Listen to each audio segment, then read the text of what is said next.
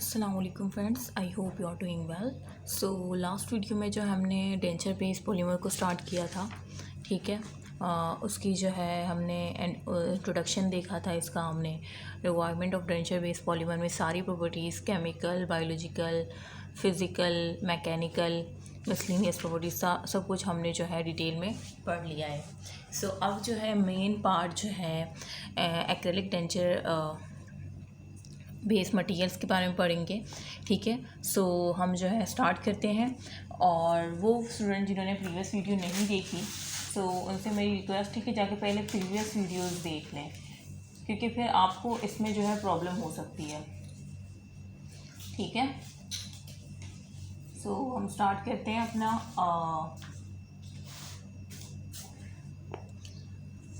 Acrylic resin is the most widely use material for construction of dentures, ठीक है। सो हमारे पास जो एक्रेलिक रेजिन है वो बहुत वसी पैमाने पर, जैसे मैंने पहले ही बताया था इंट्रोडक्शन में, कि वो यूज़ होते हैं फॉर कंस्ट्रक्शन ऑफ डेंचर्स, ठीक है। Polymeric denture based material are classified into 5 groups और टाइप्स, ठीक है। अब आपने क्या याद रखना है कि जो पॉलीमेरिक डेंचर बेस्ड मटेरियल्स होते हैं ना हमारे पास, ये 5 ग्रुप्स में जो है या 5 टाइप्स में इनको डिवाइड किया है या क्लासिफाइड किया है, ठीक है। जैसे 13.1 के टेबल में मैं आपको दिखाऊंगी, उसमें टाइप 1 और टाइप 2 जो होगा ना, वो are the most widely use product, ठीक है। And I describe in more detail below. मैं 13.1 के टेबल में भी आपको दिखाऊंगी। Artificial powder liquid material is shown. 13.2 में आपको मैं पाउडर और लिक्विड रेशियो भी बताऊंगी, और उसमें आपको दिखाऊंगी कि कौन से इनिशिएटर और कौन से जो है क्रॉस लिंकिंग एजेंट होते हैं, और जो कि मैंने सिंथेटिक पॉलीमर में इनिशिएटर क्या होता है, एक्टिवेटर क्या होता है, ठीक है, हीट क्योर क्या प्रोसेस होता है। तो वो सब सिंथेटिक पॉलीमर का चैप्टर अगर किसी ने देखा होगा मेरे चैनल से, सारी वीडियोस सीक्वेंसली देखी होगी, तो ही उनको वो समझ आ पाएगा। क्योंकि इस चैप्टर का डेंचर बेस्ड पॉलीमर जो चैप्टर है, चैप्टर 13, इसका जो लिंक है ना बहुत ज़्यादा सिंथेटिक पॉलीमर्स से। अच्छा, सो स्टार्ट करते हैं। देखें, ये यहाँ पे जो है ना एक टेबल दिया हुआ है, जिसमें जो है क्लासिफिकेशन बताई है डेंचर बेस्ड पॉलीमर की, ठीक है, अकॉर्डिंग टू ISO, ठीक है। सो देखें, ये टाइप है, ये क्लास है, ये डिस्क्रिप्शंस है। सो हम देखते हैं। देखिए टाइप 1 देखते हैं। टाइप 1 की क्लास 1, उसमें क्या है, heat processing polymers, powder and liquid, ठीक है। सो हम जो रूटीन में यूज़ करते हैं ना, वो हम ये यूज़ करते हैं टाइप 1 की क्लास 1, जिसमें हीट प्रोसेसिंग पॉलीमर्स होंगे, पाउडर एंड लिक्विड। इससे आपको क्या समझ आ रहा है? पाउडर लिक्विड तो आपको पता है ये किस तरह से मैंने इंट्रोडक्शन में आपको एक्सप्लेन किया था, तो इंट्रोडक्शन वाली वीडियो जिसने देखी होगी उसको पता होगा, ठीक है। तो अभी कह रहे हैं हीट प्रोसेस पॉलीमर होगा वो, मतलब हम हीट के थ्रू जो है उसको पॉलीमराइज कर पाएंगे। तो हम रूटीन में यही वाला यूज़ करते हैं टाइप 1 की क्लास 1 को। और टाइप 1 की क्लास 2 देखें, उसमें है कि हीट प्रोसेस प्लास्टिक केक। इसमें प्लास्टिक केक्स की तरह होगा, ठीक है, मतलब इसमें पाउडर लिक्विड नहीं होगा, प्लास्टिक केक्स की तरह होगा। और टाइप 2 देखें, उसकी क्लास 1 देखें, auto polymerise polymer, powder and liquid. इसमें जो है ऑटो पॉलीमराइज होगा, ठीक है, मतलब खुद से ही हो जाएगा पाउडर लिक्विड का, ठीक है। और टाइप 2 की क्लास 2 देखिए, auto polymer, powder and liquid, pour type resins. इसमें जो है ना पोर टाइप होगा। डिफरेंस ये है क्लास 1 और क्लास 2, टाइप 2 की जो क्लास 1 क्लास 2 में जो डिफरेंस है वो ये है कि ये पोर टाइप नहीं है जो क्लास 1 है, जबकि क्लास 2 जो है वो पोर टाइप है। और टाइप 3 देखें, वो थर्मोप्लास्टिक, ब्लैंक और पाउडर होंगे। ब्लैंक मतलब शीट, ठीक है। ब्लैंक क्या है, मतलब शीट के हम जो है ना, मतलब उसको क्या कर सकते हैं, मोल्ड कर सकते हैं किसी भी शेप में बाय हीट। थर्मोमीन, जाहिर सी बात है हीट का इस्तेमाल होगा। थर्मोप्लास्टिक, ब्लैंक मैंने बताया कि शीट होती हैं, और ये ऐसी शीट्स होती हैं कि हम हीट के थ्रू जो है इसको किसी भी इसको मोल्ड कर सकते हैं किसी भी शेप में, ठीक है। सो ये टाइप 3 है। अच्छा, लाइट एक्टिवेटेड मटेरियल में आ जाता है हमारा कंपोजिट, ठीक है। ये एक रेस्टोरेटिव मटेरियल है, और ये क्या होता है, ये लाइट एक्टिवेट मटेरियल में होता है, ठीक है। और इसके जो स्पेक्ट्रम होता है वो 350 to 750 होती है वेवलेंथ। तो लाइट एक्टिवेटेड मटेरियल में मैंने आपको एग्जांपल दी कंपोजिट की, ठीक है। माइक्रोवेव क्योर मटेरियल होते हैं। अब ये वो माइक्रोवेव नहीं है जो आप घर में जो ओवन यूज़ करते हैं, ये वो नहीं है, इसका अलग सिस्टम होता है, ठीक है। सो बस ये आपने याद रखना है। कि type 1 heat process polymer powder and liquid होता है, उसकी जो क्लास 1 है, और टाइप 1 की क्लास 2 क्या है, हीट प्रोसेस प्लास्टिक केक होता है। जबकि टाइप 2 की क्लास 1 क्या है, ऑटोपोलिमराइज है, ऑटोपोलिमराइज पॉलीमर है, पाउडर एंड लिक्विड है। और डिफरेंस क्या है, टाइप 2 की क्लास 2 में सिर्फ क्या है, पोर टाइप प्रेजेंस है, जबकि क्लास 1 पोर टाइप नहीं है। और टाइप 3 थर्मोप्लास्टिक ब्लैंक और पाउडर है। टाइप 4 क्या है, लाइट एक्टिवेटेड मटीरियल्स है। और 5 क्या है, माइक्रोवेव क्योर मटीरियल्स हैं। ठीक है, तो इसको जो है मैंने दोबारा से रिपीट इस वजह से किया है ताकि सुनने से शायद आप जो है ना वो याद रह जाए आपको। सो ये आपने याद रखना है। उसके बाद मैं आपको पाउडर लिक्विड रेशो दिखाती हूँ यहाँ पे। इसको थोड़ा सा मैं स्टैंड को सही कर लूँ ना।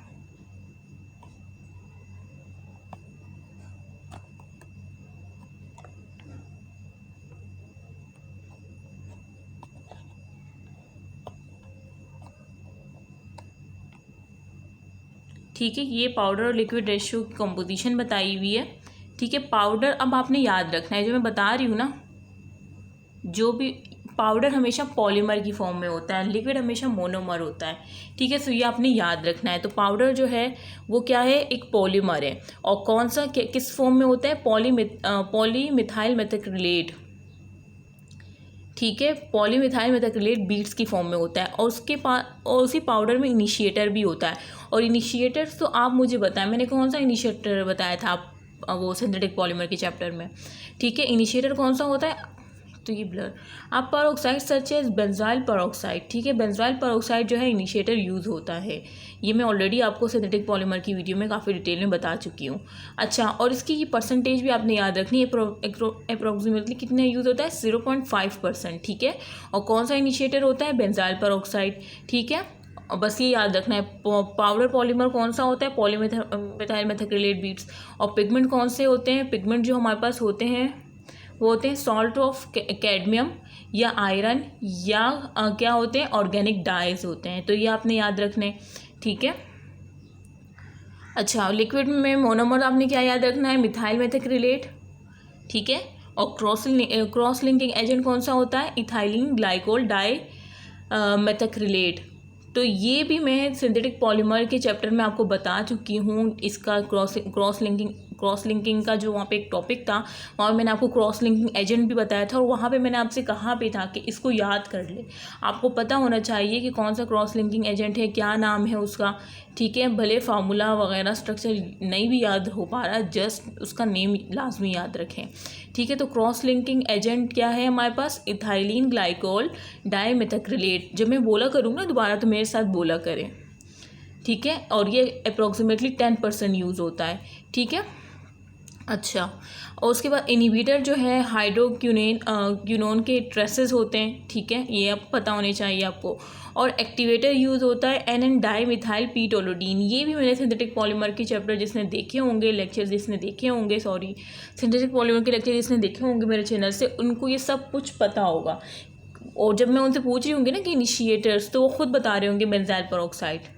ये परसेंटेज याद कर लीजिएगा, 0.5%। और पिगमेंट्स मैंने अभी बताया, सॉल्ट ऑफ कैडमियम, आयरन और ऑर्गेनिक डाई हम यूज़ करते हैं। मोनोमर वो खुद ही बता रहे होंगे, मैं बता चुकी हूँ। क्रॉस लिंकिंग एजेंट अगर मैं पूछूँ उनसे तो वो बता रहे होंगे कि इथाइलिन ग्लाइकोल डाई मेथाक्रिलेट। और परसेंटेज याद रखनी है, अप्रोक्सीमेटली 10%। अच्छा, उसके बाद इनहिबिटर आपने याद रखना है, हाइड्रोक्विनोन के ट्रेसेस होते हैं। एक्टिवेटर कौन सा होता है, ये भी मैंने आपको बताया था, एन डाई मिथाइल पीटोलोडीन, जो कि अप्रोक्सीमेटली 1% यूज़ होता है। ठीक है, अच्छा, अब ये जो एक्टिवेटर कहाँ यूज़ होता है, ये सब मैंने आपको बताया था कि हम अगर थ्रू हीट करें, अब पॉलीमराइजेशन अगर थ्रू हीट होगी तो वहाँ पे एक्टिवेटर की नीड नहीं होगी। लेकिन जहाँ पे एक्टिवेटर की नीड है तो वहाँ पे वहाँ हीट देने की नीड नहीं होगी। तो ये पूरा प्रोसेस मैं ऑलरेडी अपने जो है सिंथेटिक पॉलीमर के चैप्टर्स में डिटेल में बता चुकी हूँ, कहाँ एक्टिवेटर यूज़ होता है, कहाँ हीट के थ्रू होता है। जहाँ हम पॉलीमराइजेशन हीट के थ्रू होगी, क्योंकि कुछ हीट क्योर मटीरियल्स होते हैं ना, तो उनको हीट दे के ही पॉलीमराइजेशन करवाते हैं। तो जहाँ पे इस तरह का होगा तो वहाँ पे एक्टिवेटर की हमें नीड नहीं होगी। अब यहाँ पे एक्टिवेटर मेंशन है तो इसका मतलब इसको हीट देने की नीड नहीं है।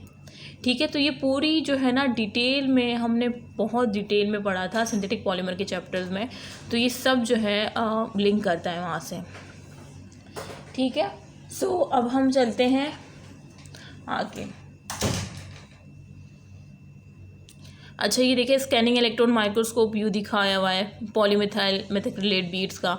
ठीक है, use in acrylic denture base. ठीक है, और ये U60 मतलब 60 टाइम बड़ा करके दिखाया है। अच्छा, अब आ जाए द मेजर, सॉरी यहाँ हमने ये पढ़ा ना यहाँ तक, ये वाला तो रह ही गया। अच्छा, composition of type 1 and type 2 material देख लें।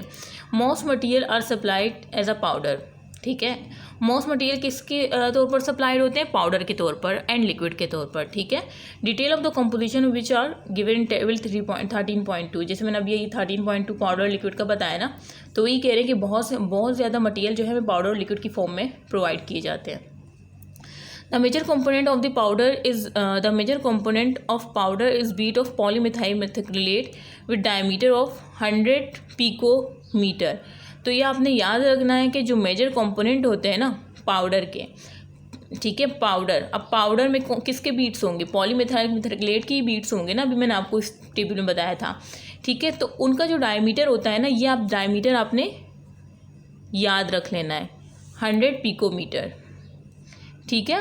अच्छा, these are produce by process of suspension polymerization in which methyl methacrylate monomer containing initiator, ठीक है, is suspending as droplet in water. तो अब ये कह रहे हैं कि हम जो है ये जो प्रोड्यूस होता है ना polymethyl, these are produce by process होता है सस्पेंशन पॉलीमराइजेशन, जिसमें हम क्या करते हैं, मिथाइल मेथाक्रिलेट मोनोमर जो है ना उसके साथ इनिशिएटर भी होता है, ठीक है, और उसको सस्पेंड कर देते हैं हम, ठीक है, through suspension polymerization as droplet in water, इस तरह से, ठीक है। और इसमें स्टार्च और carboxy methyl cellulose can be use as thickeners and suspension stabilizers but have the disadvantage of potentially contaminating the polymer beads. तो ये क्या कह रहे हैं कि इसमें जो है, देखो हमने मिथाइल मेथाक्रिलेट को जो है ना सस्पेंशन पॉलीमराइजेशन में क्या किया, हमने मिथाइल मेथाक्रिलेट को जिसमें इनिशिएटर भी है उसको सस्पेंड कर दिया एज ड्रॉपलेट इन वाटर, ठीक है। उसके बाद हमने क्या किया, स्टार्च और कार्बोक्सी मिथाइल सेलुलोज, ठीक है, इनको हमने डाल दिया। और ये क्यों डालते हैं हम, ये क्यों यूज़ होता है? ये यूज़ होता है एज थिकनर्स, ठीक है। जैसे आपने देखा होगा बाहर की चीज़ें, पाए अगर आपने खाए हो या दही आप देखें, बाहर की जो है ना मतलब थिक सी होती है और घर की जो है ना थिक नहीं होती, तो वो क्यों, क्या वजह है? उसमें ये डाला जाता है कार्बोक्सी मिथाइल सेलुलोज, ठीक है, या स्टार्च भी डाल सकते हैं। तो ये इन दोनों को डालने की वजह से वो बाहर थिक होते हैं और हम कहते हैं कि बाहर का ज़्यादा अच्छा है क्योंकि वो थिक होते हैं, ठीक है। जबकि इसके डिसएडवांटेज भी है, लेकिन एडवांटेज यही है कि ये थिकनर कर देता है। अच्छा, तो हम कहाँ थे यहाँ पे कि ये जो है थिकनर के तौर पर यूज़ होता है और ये सस्पेंशन स्टेबलाइजर्स है। जाहिर सी बात है, थिकनर करेगा तो सस्पेंशन स्टेबलाइजर्स होगा ना, ये मतलब उसको स्टेबलाइज कर देगा उस सोल्यूशन को जो सस्पेंशन है। बट हैव द डिसएडवांटेज, लेकिन इसका डिसएडवांटेज ये है कि पोटेंशियली कंटिमिनेट द पॉलीमर बीड की क्या कर देता है, कंटिमिनेट कर देता है पॉलीमर बीड्स को, ठीक है। The temperature is raise in order to decompose the peroxide. अब ये जो पेरोक्साइड है ना, जो इनिशिएटर हमें कह रहे हैं कि मिथाइल मेथाक्रिलेट मोनोमर है उसके साथ इनिशिएटर है। अब ये इनिशिएटर के लिए क्या चाहिए होगा, ठीक है। अब ये इनिशिएटर मैंने क्या बताया था, बेंजोइल पेरोक्साइड होता है जो कि अप्रॉक्सीमेटली 0.5% यूज़ होता है, यही बताया था ना इस टेबल में। अच्छा, मैं दिखा भी देती हूँ, देखें, इनिशिएटर बेंजोइल पेरोक्साइड अप्रॉक्सीमेटली 0.5%, ठीक है। तो द टेम्परेचर इज रेज, अब क्या करते हैं हम टेम्परेचर को रेज करते हैं ताकि डिकम्पोज हो पेरोक्साइड, ठीक है, ब्रिंग अबाउट पॉलीमराइजेशन, और पॉलीमराइजेशन हमारी स्टार्ट हो सके, मिथाइल मेथाक्रिलेट क्या फॉर्म कर सके, पॉलीमिथाइल मेथाक्रिलेट की बीड की फॉर्मेशन हो सके, ठीक है। और आफ्टर ड्राइंग जब हम इसको ड्राई कर सके form of free flowing powder at room temperature, ताकि जब हम इसको ड्राई करें तो एक क्या बने, फ्री फ्लोइंग पाउडर हो एट रूम टेम्परेचर पे। अच्छा, तो ये समझ आ गई आपको। अच्छा, यहाँ पे हम टेम्परेचर दे रहे हैं, आपने ये बात नोट की, टेम्परेचर इंक्रीज और इनिशिएटर को ब्रेक करने के लिए हमने टेम्परेचर दिया, पेरोक्साइड मीन बेंजोइल पेरोक्साइड को ब्रेक करने के लिए हमने टेम्परेचर दिया। तो इसका मतलब अब यहाँ पे एक्टिवेटर की नीड नहीं है, ठीक है। सो ये सब जो है ना, ये आप तब ये मैंने जो यहाँ पे एक्सप्लेन किया है ना ईजी वर्डिंग में, तो इसकी डिटेल एक्सप्लेनेशन आपको सिंथेटिक पॉलीमर की वीडियोज़ में मिल जाएगी, ठीक है। अच्छा, the initiator present in the powder may consist of a peroxide. अब जो इनिशिएटर होगा ना प्रेजेंट इन पाउडर, जो कि प्रेजेंट है किसमें, पाउडर में, may consist of peroxide, remaining unreacted after, जैसे मैंने बताया कि पाउडर में जो इनिशिएटर था, ठीक है, वो कंसिस्ट करता है पेरोक्साइड, टेबल में जो बताया था, उसमें कुछ ना अनरिएक्टेड रह जाते हैं after the production of beads, मतलब बीट्स की पॉलीमिथाइल मेथाक्रेट बीट्स की फॉर्मेशन के बाद भी ना कुछ पेरोक्साइड जो होते हैं ना, जो इनिशिएटर्स होते हैं, वो कुछ अनरिएक्टिव रह जाते हैं। तो फिर क्या होता है, उसमें मज़ीद हम एक्स्ट्रा पेरोक्साइड, मतलब एक्स्ट्रा पेरोक्साइड में एक्स्ट्रा इनिशिएटर एडिट करते हैं, ताकि क्या हो, to the beads after the manufacture, ताकि उस बीट्स में, ताकि जो है वो मज़ीद उसकी पॉलीमराइजेशन हो सके, ठीक है। Methyl methacrylate is a clear. अब ये जो पॉलीमिथाइल मेथाक्रेट है, ये क्या है, क्लियर होता है बिल्कुल, ये ग्लास लाइक पॉलीमर होता है, ठीक है, बिल्कुल क्लियर ग्लास लाइक पॉलीमर होता है, ये आपको पता होना चाहिए। It and is occasionally used in the form for denture based construction। और ये क्या होता है, ओकेजनली ये जो है यूज़ होता है किसके लिए, डेंचर बेस्ड कंस्ट्रक्शन के लिए। It is more normal for manufacture to incorporate pigments and ossified to produce a more life like denture base. अच्छा, तो इसमें जो है ना, जो मैन्युफैक्चरर्स होते हैं वो क्या करते हैं, इनकॉर्पोरेट करते हैं पिगमेंट्स को और ऑसिफायर्स को, ठीक है, और ताकि क्या हो, मोर लाइफ लाइक डेंचर बेस बन सके, ठीक है। अच्छा, sometimes small fibres coated with pigment, sometimes क्या होता है कि स्मॉल फाइबर्स होते हैं, वो फाइबर जो है नाइलॉन के होते हैं, nylons coated with pigments, pigment के साथ कोटेड करते हैं, are use to give a vein appearance, और क्या होती है, एक वेन अपीयरेंस हमें मिल जाती है, ठीक है। वो जो वेन अपीयरेंस होती है वो हमें किस वजह से मिलती है, हम स्मॉल फाइबर्स को पिगमेंट के साथ क्या कर देते हैं, कोटेड करते हैं, जिस तरह से वेन अपीयरेंस आती है। अच्छा, पिंक पिगमेंट जो है ना, जो यूज़ होता है डेंचर बेस में ना, जैसे मैंने इंट्रोडक्शन में आपको बताया था, डेंचर बेस रेजेंस में, वो ट्रेडिशनली क्या होता है, वो सॉल्ट ऑफ कैडमियम होता है, ये आपको पता होना चाहिए। जो पिंक पिगमेंट यूज़ होता है ना डेंचर बेस में, वो क्या होता है, salt of cadmium. These pigment have good colour stability, और ये जो पिगमेंट होता है ना, इसकी गुड कलर स्टेबिलिटी होती है, ठीक है। And have been shown to leach cadmium from the denture base in only minute amount. अब मेरी बात सुने, मैंने कहा कि पिंक पिगमेंट जो है, जो यूज़ होता है डेंचर बेस में, वो सॉल्ट ऑफ कैडमियम होता है, लेकिन ये पिगमेंट जो है, ये पिगमेंट गुड कलर स्टेबिलिटी देता है, लेकिन ये समटाइम क्या होता है, लीच हो जाता है, लीच आउट हो जाता है, leach cadmium from the denture base से, ठीक है, बहुत स्मॉल अमाउंट में, वेरी माइन्यूट अमाउंट में, ठीक है। तो फिर क्या होता है कि कुछ पेशेंट के लिए बहुत ज़्यादा जो है, मतलब कुछ पेशेंट जो सेंसिटिव होते हैं, तो वो फिर उनके लिए मसला कर जाता है कि leach cadmium from the denture base in only minute amount. तो फिर और the toxicity of cadmium compound, ठीक है, तो जाहिर सी बात है कैडमियम कंपाउंड की टॉक्सिसिटी होती है, और have led to the gradual replacement of cadmium. फिर हम क्या करते हैं, जब पेशेंट मसला लेकर आते हैं, क्योंकि कुछ पेशेंट, सारे पेशेंट के साथ मसला नहीं होता, कुछ पेशेंट जो होते हैं ना बहुत सेंसिटिव होते हैं ना, तो फिर वो उनके लिए फिर हम क्या करते हैं, हम रिप्लेस कर देते हैं कैडमियम सॉल्ट को, किससे, सेफर सब्सटेंस होते हैं हमारे पास, उनसे जो है हम क्या करते हैं, उसको रिप्लेस कर देते हैं।